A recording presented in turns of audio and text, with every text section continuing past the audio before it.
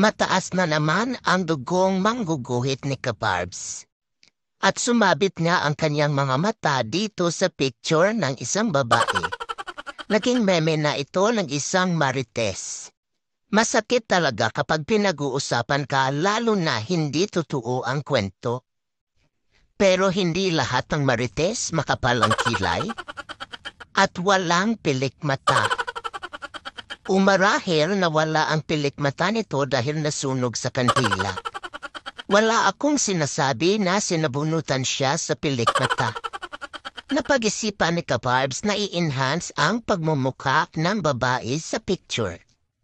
Dahil naniniwala si Kabarbs na hindi lahat ng marites ay pangit.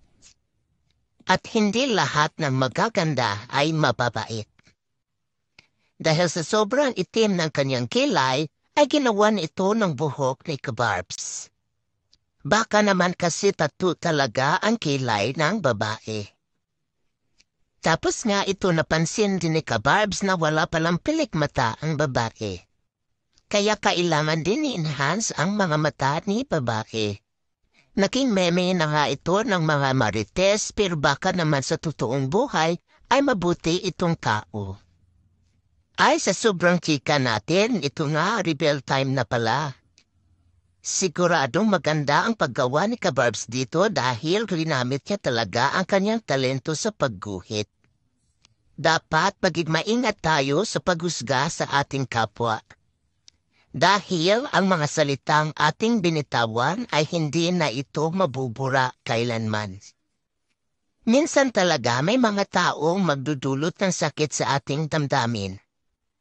At hindi natin maiiwasan na ipagtanggol ang ating sarili. At para hindi ka maging miyembro ng pamilya ni Marites, maging maingat sa iyong mga salita. Dahil once a Marites is always a Marites.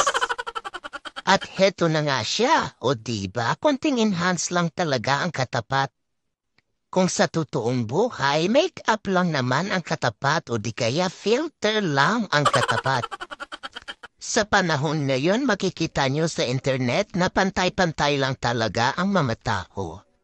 Kagaya ng mga nagbablog, di ba? Hindi naman lahat ng maganda ang pinakama-successful. Ang ibig sabihin, lahat tayo ay may karapatan na umunlad.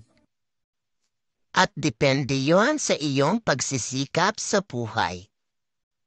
Maraming salamat at paki-follow na lang kay Kabarbs.